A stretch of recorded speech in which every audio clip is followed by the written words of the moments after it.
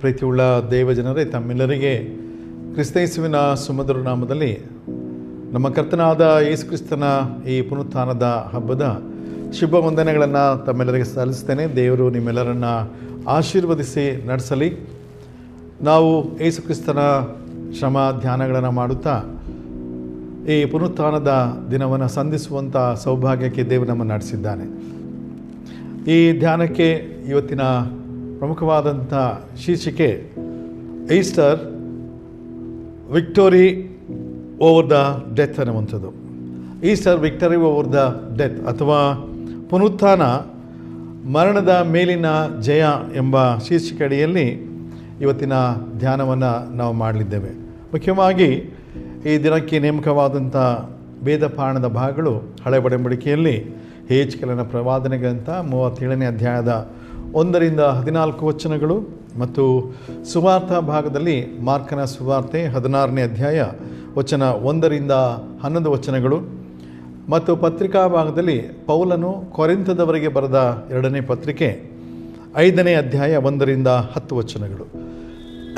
ಈ 3 ಪರಿಚ್ಛೇದವನ್ನು ನಾವು ಧ್ಯಾನ ಮಾಡುತ್ತಾ ನಮ್ಮ ಕರ್ತನಾದ ಯೇಸು ಕ್ರಿಸ್ತನ ಪುನರುತ್ಥಾನವನ್ನು ಅರ್ಥೈಸಿಕೊಳ್ಳುವಂಥ ಪ್ರಯತ್ನವನ್ನು ನಾವು ಮಾಡೋಣ.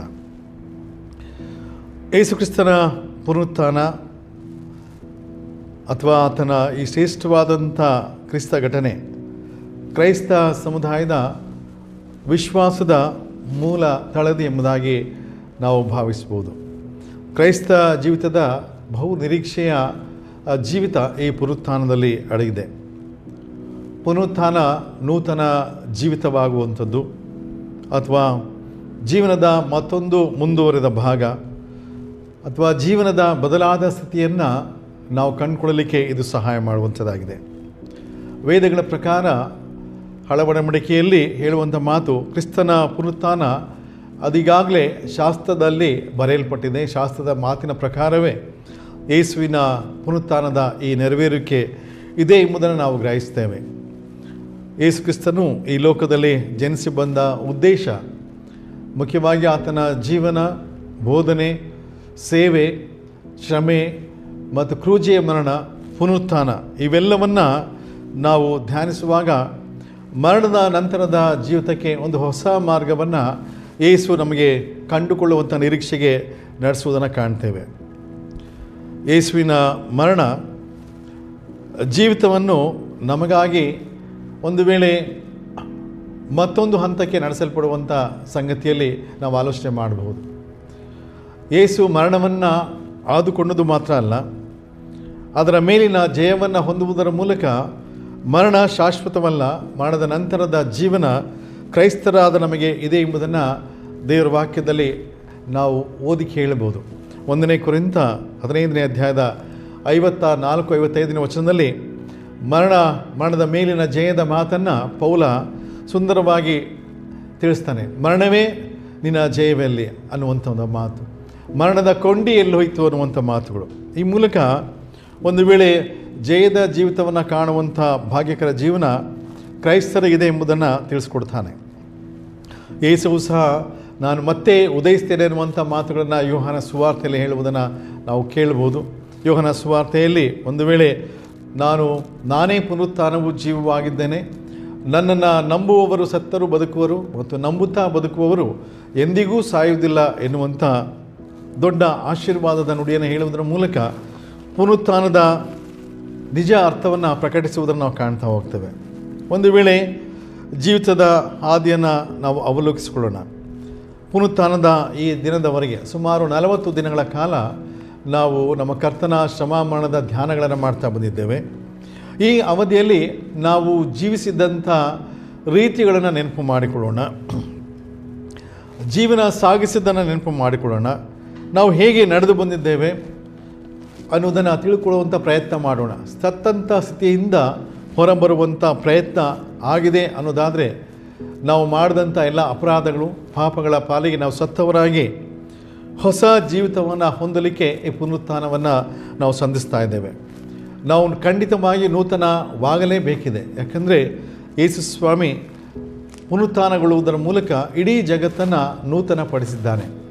ಪಾಪದಲ್ಲಿ ಇದ್ದಂಥ ಜಗತ್ತನ್ನು ಅಪರಾಧದಲ್ಲಿ ಇದ್ದಂಥ ಜಗತ್ತನ್ನು, ದೇವರಿಂದ ಅವಿಧೇಯರಾಗಿ ದೂರ ಆಗಿದ್ದಂಥ ಜಗತ್ತನ್ನು ಪರಿಶುದ್ಧಗೊಳಿಸುವುದರ ಮೂಲಕ, ಆ ಪಾಪದ ಮೂಲಕ ವಿಮೋಚನೆಗೆ ನಡೆಸುವುದರ ಮೂಲಕ ಆತನು ಪುನರುತ್ಥಾನಗೊಂಡು ಎಲ್ಲದರ ಮೇಲೆ ಜಯವನ್ನು ಸಾಧಿಸಿ ಇಡೀ ಲೋಕ ಪರಿಶುದ್ಧತೆಯಲ್ಲಿ ದೇವರ ರಾಜ್ಯದೆಡೆಗೆ ಸಾಗುವುದಕ್ಕೆ ಮಾರ್ಗ ತೋರುವುದನ್ನು ನಾವು ಕಾಣ್ತೇವೆ. ಪ್ರಿಯರೇ, ಒಂದು ವೇಳೆ ಪುನರುತ್ಥಾನದ ಈ ಅವಲೋಕನವನ್ನು ಮಾಡುವಾಗ ಹಳಬರಮಡಿಕೆಯ ಭಾಗದಲ್ಲಿ ಬರುವಂಥ ಭಾಗ ಯೆಹೆಜ್ಕೇಲನ ಗ್ರಂಥ 37ನೇ ಅಧ್ಯಾಯದಲ್ಲಿ ಬರುವಂಥ ಮಾತುಗಳು 1ರಿಂದ 14 ವಚನದಲ್ಲಿ ನಾವು ನೋಡೋದಾದರೆ, ಮರಣದ ಮೇಲಿನ ಜಯ ಅಥವಾ ಪುನರುತ್ಥಾನ ಅದು ನಿಸ್ಸಾರತೆಯಿಂದ ಸಾರವುಳ್ಳ ಜೀವನಕ್ಕೆ ನಡೆಸುವಂಥದ್ದು ಅಂತ. ಪುನರುತ್ಥಾನ ಅಥವಾ ಮರಣದ ಮೇಲಿನ ಜಯ ನಿಸ್ಸಾರತೆಯಿಂದ ಸಾರವುಳ್ಳ ಜೀವನಕ್ಕೆ ನಡೆಸುವಂಥ ಹಾದಿ. ಪ್ರವಾದಿಯಾದ ಯೆಹೆಜ್ಕೇಲನು ಪುನರ್ಜೀವ ಹೊಂದುವ ಪ್ರವಾದನೆಯ ಮಾತುಗಳನ್ನು ರೂಪಕದ ಮೂಲಕ ಇಸ್ರಾಯೇಲ್ ಜನರಿಗೆ ಪ್ರಕಟಿಸುವುದನ್ನು ನಾವು ಕಾಣ್ತೇವೆ. ದೇವರನ್ನು ನಿರ್ಲಕ್ಷಿಸಿ ದುರ್ಮಾರ್ಗದಲ್ಲಿದ್ದ ಸಮುದಾಯ ಒಂದು ವೇಳೆ ದೇವರನ್ನು ನೆನೆದು ದೇವರೆಡೆಗೆ ಹಿಂದಿರುಗುವುದಕ್ಕೆ, ಜೀವ ತುಂಬಿ ಮತ್ತೊಮ್ಮೆ ಜೀವಂತವಾಗುವುದಕ್ಕೆ ಪ್ರಯತ್ನ ಮಾಡುವಂಥ ಮಾತುಗಳನ್ನು ನಾವು ಕಾಣ್ತೇವೆ. ಯೆಹೆಜ್ಕೇಲನ ಗ್ರಂಥದ 36ನೇ ಅಧ್ಯಾಯದಲ್ಲಿ ಬರುವಂಥ ಮಾತು, ಯೆಹೋವನು ಈ ವಾಕ್ಯವನ್ನು ನನಗೆ ದಯಪಾಲಿಸಿದನು, ನರಪುತ್ರನೇ, ಇಸ್ರಾಯೇಲ್ ವಂಶದವರೇ, ಸ್ವದೇಶದಲ್ಲಿ ವಾಸಿಸಿದಾಗ ತಮ್ಮ ದುರ್ಮಾರ್ಗ ದುರಾಚಾರಗಳಿಂದ ಅದನ್ನು ಹೊಲೆಗೆಯ್ದರು. ಅವರ ನಡತೆಯು ಮುಟ್ಟಿನ ಹೊಲೆಸಿದಂತೆ ನನಗೆ ಅಸಹ್ಯವಾಗಿತ್ತು. ಅವರು ದೇಶದ ಮೇಲೆ ರಕ್ತವನ್ನು ಸುರಿಸಿ ತಮ್ಮ ಬೊಂಬೆಗಳಿಂದ ಅದನ್ನು ಹೊಲೆಗೈದ ಕಾರಣ ನಾನು ಅವರ ಮೇಲೆ ನನ್ನ ರೋಷಾಗ್ನಿಯನ್ನು ಸುರಿಸಿ ಜನಾಂಗಗಳಿಗೆ ಅವರನ್ನು ಚದುರಿಸಿ ದೇಶಗಳನ್ನು ತೂರಿಬಿಟ್ಟು ಅವರ ದುರ್ಮಾರ್ಗ ದುರಾಚಾರಗಳಿಗೆ ಸರಿಯಾಗಿ ದಂಡಿಸಿದೆನು ಅನ್ನುವಂಥದ್ದು. ಪ್ರಿಯರೇ, ದೇವರ ಈ ಒಂದು ವೇಳೆ ಆಲೋಚನೆಯನ್ನು ಪ್ರವಾದಿ ಬಹಳ ಸುಂದರವಾಗಿ ರೂಪಕದ ಮೂಲಕವಾಗಿ ಮತ್ತೊಂದು ಹಂತಕ್ಕೆ ತೆಗೆದುಕೊಂಡು ಹೋಗ್ತಾನೆ. ಅಂದರೆ ದೇವರ ಪ್ರೀತಿಯನ್ನು ಪ್ರಕಟ ಮಾಡುವಂಥ ನಿಟ್ಟಿನಲ್ಲಿ ಒಂದು ವೇಳೆ ಅಲ್ಲಿ ಬರುವಂಥ ಮಾತುಗಳು ಚದುರಿದ ಒಣ ಎಲುಬುಗಳನ್ನು ಒಂದುಗೂಡಿಸುವಂಥ ಜೀವ ತುಂಬುವಂಥ ಮಾತುಗಳು. ಒಂದು ವೇಳೆ ಮರಣದ ಸ್ಥಿತಿಯಲ್ಲಿ ನಿಸ್ಸಾರವಾಗಿದ್ದಂಥ ಆ ಎಲುಬುಗಳಿಗೆ ಮತ್ತೊಂದು ಜೀವ ನೀಡುವುದರ ಮೂಲಕ ಅದು ಜೀವಿತವಾಗಿ ಕಾರ್ಯ ಮಾಡೋದಕ್ಕೆ ಸಿದ್ಧವಾಗುವಂತೆ ಸಿದ್ಧಪಡಿಸುವಂಥ ಸಂಗತಿ. ಒಂದು ವೇಳೆ ಜೀವಿತಕ್ಕೆ ಸಾಧ್ಯವಾಗುವುದು ಯಾವುದು ಅಂತ ಹೇಳ್ತಾ ಹೋಗ್ತಾರೆ. 4ನೇ ವಚನದಲ್ಲಿ ದೇವರ ದೈವೋಕ್ತಿ ಅಥವಾ ದೇವರ ವಾಕ್ಯ ಆ ಎಲುಬುಗಳಿಗೆ ಸಾರವನ್ನು ತುಂಬಿ ಅದನ್ನು ಜೀವಿಸುವಂತೆ ಮಾಡುವುದು ಎಂಬುದನ್ನು ನಾವು ಕಾಣ್ತಾ ಹೋಗ್ತೇವೆ. ಮರಣದ ಸ್ಥಿತಿಯಿಂದ ಹೊರಬರುವ ಬಲವನ್ನು ದೇವರ ವಾಕ್ಯ ನೀಡಲಿಕ್ಕೆ ಸಾಧ್ಯ ಅನ್ನುವಂಥದ್ದು. ಮತ್ತೊಂದು ಹೇಳುವಂಥದ್ದು, ನಿಮಗೆ ಜೀವ ತುಂಬುವೆನೋ ಅನ್ನುವಂಥ ಮಾತುಗಳನ್ನು ಸಹ ದೇವರು ಹೇಳ್ತಾ ಹೋಗ್ತಾರೆ. 4ನೇ ವಾಕ್ಯದಲ್ಲಿ ಇರುವಂಥ ಮಾತು, ಆಗ ಆತನು ನನಗೆ ಹೀಗೆ ಅಪ್ಪಣೆ ಮಾಡಿದ, ನೀನು ಎಲುಬುಗಳ ಮೇಲೆ ಧ್ವನಿಯನ್ನು ಹರಡಿ ಅದಕ್ಕೆ ಈ ದೈವೋಕ್ತಿಯನ್ನು ದೇವರ ವಾಕ್ಯವನ್ನು ನುಡಿ ಅನ್ನುವಂಥದ್ದು. ಒಣಗಿದ ಎಲುಬುಗಳೇ ಯೆಹೋವನ ವಾಕ್ಯವನ್ನು ಕೇಳಿದೆ ಅನ್ನುವಂಥ ಮಾತುಗಳು. ದೇವರ ವಾಕ್ಯಕ್ಕೆ ಜೀವ ತುಂಬುವಂಥ ಶಕ್ತಿ ಇದೆ ಎನ್ನುವುದನ್ನು ಹೇಳ್ತಾ ಹೋಗ್ತಾರೆ. ನಿಸ್ಸಾರವಾದಂಥ ಎಲುಬುಗಳಿಗೆ ಸಾರ ತುಂಬುವಂಥ ಶಕ್ತಿ ಆ ದೇವರ ವಾಕ್ಯಕ್ಕೆ ಇದೆ ಅನ್ನುವಂಥದ್ದು. ಮತ್ತೊಮ್ಮೆ ಮುಂದಕ್ಕೆ ಹೋಗುವಾಗ ಅಲ್ಲಿ ಹೇಳುವಂಥ ಮಾತು, ಮರಣದ ಸ್ಥಿತಿಯಲ್ಲಿರುವಂಥ ಎಲುಬುಗಳಿಗೆ ಹೊರಬರುವ ಅಥವಾ ಸಮಾಧಿಯಿಂದ ಹೊರಬರುವಂಥ ಸ್ಥಿತಿ. ನಿಸ್ಸಾರವಾದಂಥ ಎಲುಬುಗಳನ್ನು ಸಮಾಧಿಯಲ್ಲಿಟ್ಟು ಅವುಗಳನ್ನು ಗೋರಿ ಮಾಡಿದಂಥ ಸ್ಥಿತಿಯನ್ನು ನಾವು ಕಾಣ್ತೇವೆ. ಅದರಿಂದ ಹೊರಬಂದು ಜೀವದಿಂದ ಮತ್ತೊಮ್ಮೆ ದೇವರಿಗಾಗಿ ಜೀವಿಸುವಂಥ ಶಕ್ತಿಯನ್ನು ತುಂಬಲಿಕ್ಕೆ ಸಾಧ್ಯ ದೇವರ ವಾಕ್ಯಕ್ಕೆ ಇದೆ ಅನ್ನುವಂಥದ್ದು. ಪ್ರಿಯರೇ, ಮರಣದ ಸ್ಥಿತಿಯಿಂದ ಹೊರಬರುವ ಬಲವನ್ನು ನೀಡಲಿಕ್ಕೆ ತರೋದಕ್ಕೆ ಶಕ್ತನಾದಂಥ ದೇವರು ನಮ್ಮೊಂದಿಗಿದ್ದಾನೆ. ಆದ್ದರಿಂದ ಆತನು ಹೇಳುವಂಥದ್ದು, ಆದ ಕಾರಣ ನೀನು ದೈವೋಕ್ತಿಯನ್ನು ಅವರಿಗೆ ನುಡಿ, ಕರ್ತನಾದ ಯೆಹೋವನು ಇಂತ ಅನ್ನುತ್ತಾನೆ, ನನ್ನ ಜನರೇ ನೋಡಿರಿ, ನಾನು ನಿಮ್ಮ ಗೋರಿಗಳನ್ನು ತೆರೆದು ಅವುಗಳಿಂದ ನಿಮ್ಮನ್ನು ಎಬ್ಬಿಸಿ ಇಸ್ರಾಯೇಲ್ ವಂಶದವರ ಹಾಗೆ ನಿಮ್ಮನ್ನು ಸೇರೆ ಮಾಡುವೆನು, ಆ ದೇಶಕ್ಕೆ ಸೇರೆ ಮಾಡುವೆನು. ನನ್ನ ಜನರೇ, ನಾನು ನಿಮ್ಮ ಗೋರಿಗಳನ್ನು ತೆರೆದು ಒಳಗಿಂದ ನಿಮ್ಮನ್ನು ಎಬ್ಬಿಸಿದಾಗ ನಾನೇ ಯೆಹೋವನೆಂದು ನಿಮಗೆ ದೃಢವಾಗುವುದು ಅನ್ನುವಂಥದ್ದು. ದೇವರಿಲ್ಲದೆ ಜೀವ ತುಂಬುವಂಥ ಕಾಯಕ ಇಲ್ಲ. ಒಂದು ವೇಳೆ ಸಮಾಧಿಯಾಗಿದ್ದಂಥ ಗೋರಿಯಲ್ಲಿದ್ದಂಥ ಎಲುಬುಗಳಿಗೆ ದೇವರು ಜೀವ ತುಂಬುವಂಥ ಮಾತುಗಳನ್ನು ನೀಡಿ ಮತ್ತೊಮ್ಮೆ ಎಬ್ಬಿಸುವಂಥ ಸಂಗತಿಯನ್ನು ನಾವು ಕಾಣ್ತೇವೆ. ನಾವು ಆಲೋಚನೆ ಮಾಡೋಣ ಪ್ರಿಯರೇ, ಯೇಸುವಿನ ಜೀವನ ಒಂದು ವೇಳೆ ನಮ್ಮೆಲ್ಲರಿಗೆ ಅಂಥ ಕಾರ್ಯವನ್ನು ಮಾಡಿದೆ. ಸಮಾಧಿಯಲ್ಲಿ, ಗೋರಿಯಲ್ಲಿ ಅಪರಾಧ ಮಾಡಿ ಇದ್ದಂಥ ಸ್ಥಿತಿಯನ್ನು ಅಥವಾ ಪಾಪದಲ್ಲಿ ಇದ್ದಂಥ ಸ್ಥಿತಿಯನ್ನು ಹೋಗಲಾಡಿಸಿ ಅದರಿಂದ ಹೊರಬಂದು ಜೀವಂತವಾಗುವುದಕ್ಕೆ ಯೇಸು ತನ್ನ ಪುನರುತ್ಥಾನದ ಮೂಲಕವಾಗಿ ನಮಗೆ ಮಾರ್ಗವನ್ನು ತೆರೆದಿದ್ದಾನೆ.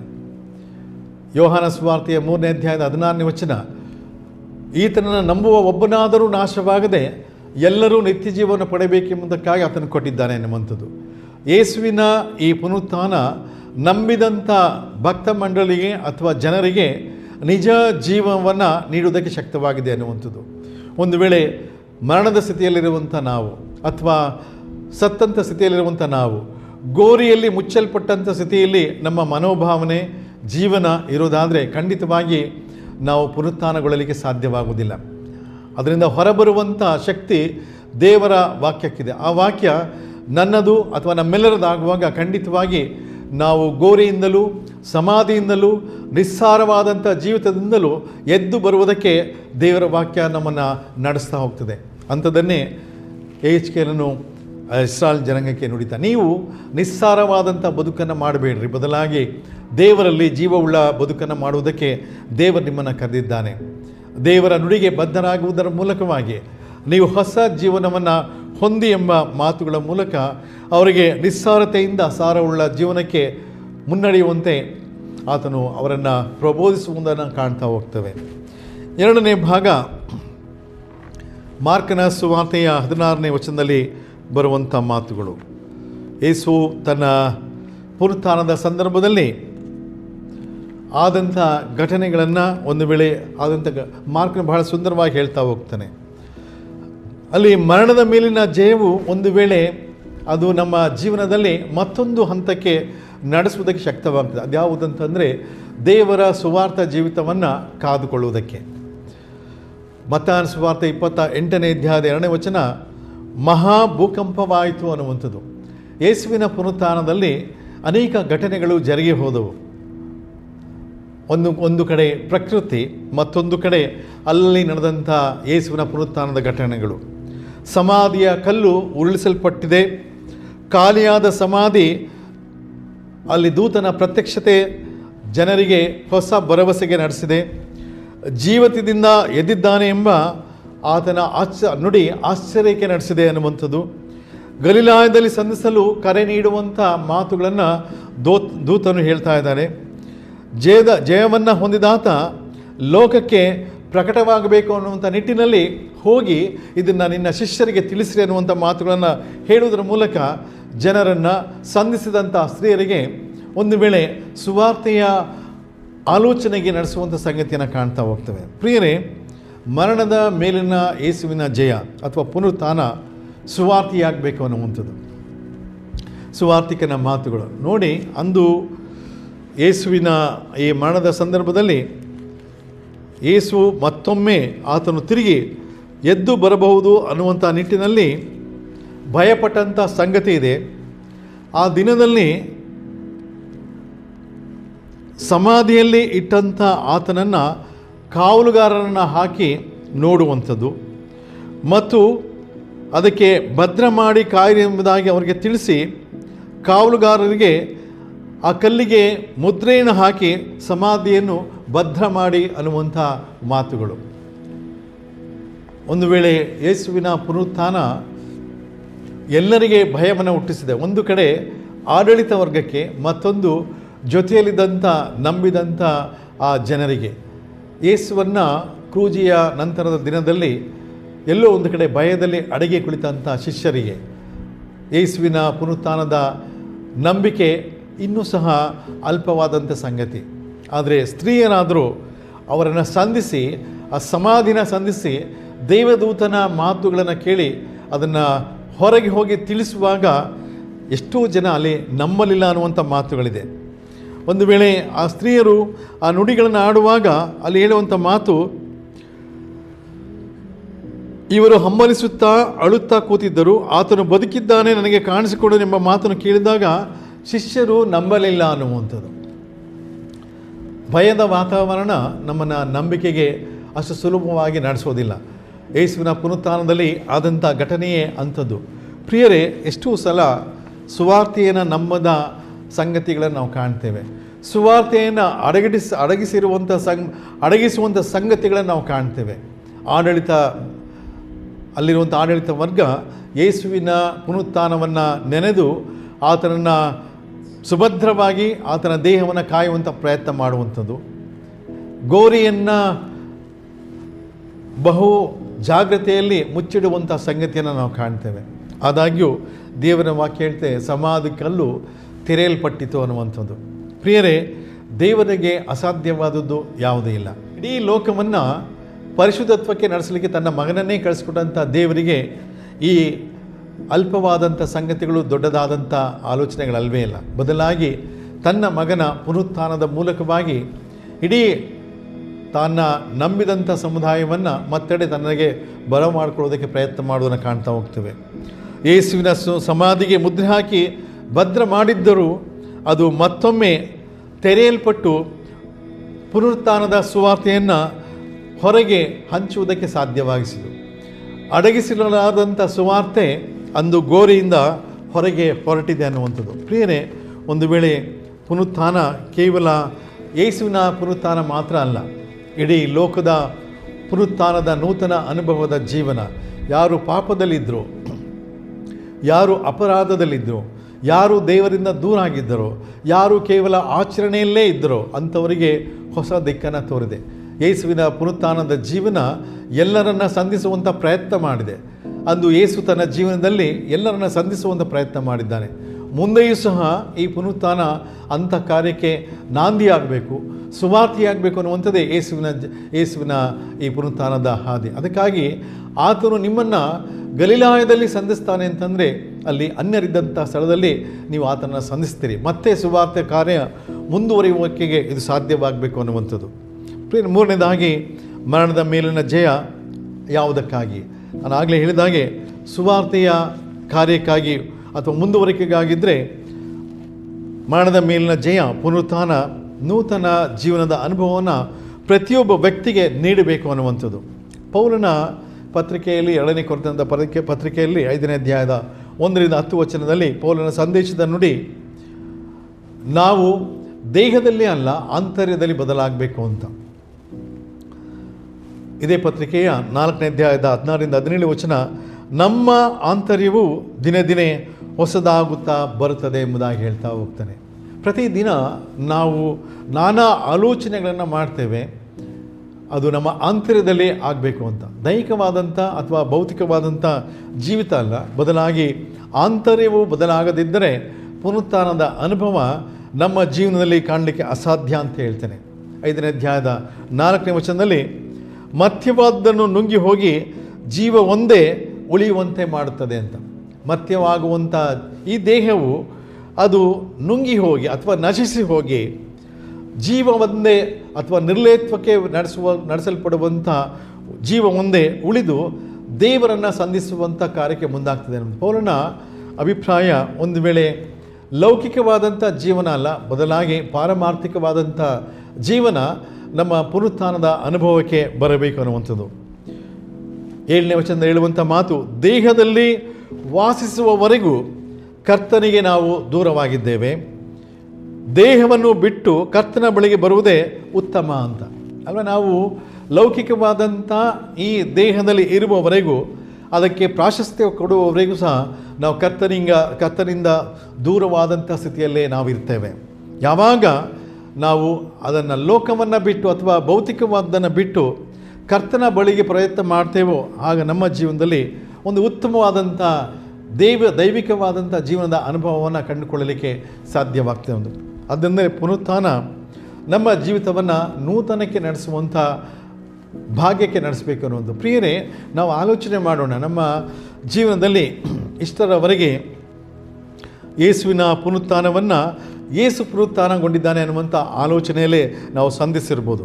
ಆದರೆ ಯೇಸುವಿನ ಪುನರುತ್ಥಾನ ಆತನ ಕಾರ್ಯಕ್ಕಾಗಿ ಮಾತ್ರವೇ ಅಲ್ಲ, ಇಡೀ ಲೋಕ ಪುನರುತ್ಥಿತ ಕರ್ತನನ್ನು ಸಂಧಿಸಿ ಆತನೊಂದಿಗೆ ಜೀವಿತಕ್ಕೆ ನಡೆಸಲ್ಪಡಬೇಕು ಅನ್ನುವಂಥದ್ದು. ಕರ್ತನಲ್ಲಿ ಪ್ರಿಯರೇ, ನಮ್ಮನ್ನು ನಾವು ಅವಲೋಕಿಸ್ಕೊಳ್ಳೋಣ. ಒಂದು ವೇಳೆ ಈ ಸಮಯ ಅಂಥದ್ದು, ಈ ಪುನರುತ್ಥಾನ ನಮ್ಮ ಜೀವಿತವಾಗಬೇಕು ಅಂತ ನಾವು ನಿರ್ಧಾರ ಮಾಡೋಣ. ಕರ್ತನ ಪುನರುತ್ಥಾನ ಒಂದು ವೇಳೆ ಇಡೀ ಲೋಕದ ಪುನರುತ್ಥಾನವಾಗಲಿಕ್ಕೆ ಸಾಕಾರವಾಗಲಿ, ಒಂದು ವೇಳೆ ಹೊಸ ಜೀವಿತವನ್ನು ಪಡೆಯೋದಕ್ಕೆ ನಮಗೆ ಪ್ರೋತ್ಸಾಹಿಸಲಿ. ಯೇಸುವಿನ ಸೇವೆಯನ್ನು ನೆನೆಯೋಣ. ಪುನರುತ್ಥಾನದ ಈ ಪರಾಕಾಷ್ಠೆ ಕೇವಲ ಒಂದು ಘಟನೆಯ ಸಂಗತಿ ಅಲ್ಲವೇ ಅಲ್ಲ, ಇಡೀ ಜೀವನವನ್ನು ನೆನಪು ಮಾಡಿಕೊಂಡು ಮುಂದೆ ಸಾಗುವಂಥ ಚಿತ್ರಣ. ಯೇಸುವಿನ ಜೀವನದಲ್ಲಿ ಆದಂಥ ಸಂಗತಿಗಳು, ಬೋಧನೆಯಲ್ಲಿ ಆದಂಥ ಆತನ ಆಜ್ಞೆಗಳು, ಆತನು ಸಂಧಿಸುವಂಥ ಸಮಾಜದ ಎಲ್ಲ ಥರದ ಸಂಗತಿಗಳು ನಮ್ಮ ಜೀವನದಲ್ಲಿ ಆದಾಗ ನಾವು ನಿಜವಾದಂಥ ಪುನರುತ್ಥಾನದ ಜೀವಿತವನ್ನು ಲೋಕಕ್ಕೆ ಕೊಡಲಿಕ್ಕೆ ಸಾಧ್ಯ. ಇಲ್ಲದಿದ್ದರೆ ನಾವು ನಶಿಸಿ ಹೋಗುವಂಥ ಜೀವಿತದಲ್ಲಿರ್ತೇವೆ. ಪೌಲನು ಹೇಳುವ ಹಾಗೆ ಹೊರಗಿನ ಜೀವಿತಕ್ಕೆ ನಾವು ಅಂಟಿಕೊಂಡು ಅಂತರಂಗದಲ್ಲಿರುವಂಥ ಆತ್ಮನ ನುಡಿಗಳನ್ನು ನಂದಿಸಿ ನಾವು ಪುನರುತ್ಥಾನದ ಅನುಭವವನ್ನು ಹೊಂದದೆ ಅಲ್ಲೇ ಇರ್ತೇವೆ ಅಂತ. ಈ 40 ದಿನದ ಧ್ಯಾನದಲ್ಲಿ ಕಿಂಚಿತ್ತಾದರೂ ನಾವು ದೇವರನ್ನು ಸಂಧಿಸುವಂಥ ಪ್ರಯತ್ನಕ್ಕೆ ಮಾಡೋದಾದರೆ ಅದು ನಿಮ್ಮ ಜೀವನದಲ್ಲಿ ನಾವು ಮಾಡಿದಂಥ ಪುನರುತ್ಥಾನದ ಅನುಭವದ ಹಾದಿ. ಅಂಥ ಹಾದಿಗೆ ದೇವರು ನಮ್ಮನ್ನು ಕೊಂಡೊಯ್ಯಲಿ. ಯೇಸುವಿನ ಪುನರುತ್ಥಾನ ನನ್ನ ನಂಬಿಕೆಯನ್ನು ಪರೀಕ್ಷಿಸಿಕೊಳ್ಳೋದಕ್ಕೆ ಸಾಧ್ಯವಾಗಿಸ್ತಾರೆ. ಪೌಲ 2ನೇ ಕೊರಿಂಥ ಪತ್ರಿಕೆಯಲ್ಲಿ 13ನೇ ಅಧ್ಯಾಯದ 5ನೇ ವಚನದಲ್ಲಿ ಹೇಳುವಂಥ ಮಾತು, ನೀವು ಕ್ರಿಸ್ತನಲ್ಲಿ ಇದ್ದಿರೋ ಇಲ್ಲವೋ ಅಥವಾ ಕ್ರಿಸ್ತನ ನಂಬಿಕೆಯಲ್ಲಿ ಇದ್ದಿರೋ ಇಲ್ಲವೋ ಪರೀಕ್ಷಿಸಿಕೊಳ್ಳ್ರಿ ಮತ್ತು ಪರಿಶೋಧಿಸಿಕೊಳ್ಳ್ರಿ. ಅವಾಗ ನೀವೇನಾಗಿದ್ದೀರಾ ಅಂತ ನೋಡ್ರಿ. ಒಂದು ವೇಳೆ ಕ್ರಿಸ್ತನೊಂದಿಗೆ ಇರೋದಾದರೆ ಕ್ರಿಸ್ತನ ಪುನರುತ್ಥಾನಕ್ಕೆ ಮೌಲ್ಯವನ್ನು ಕೊಡುವಂಥ ಜೀವಿತದಲ್ಲಿ ನೀವಿದ್ದೀರಿ ಅಂತ.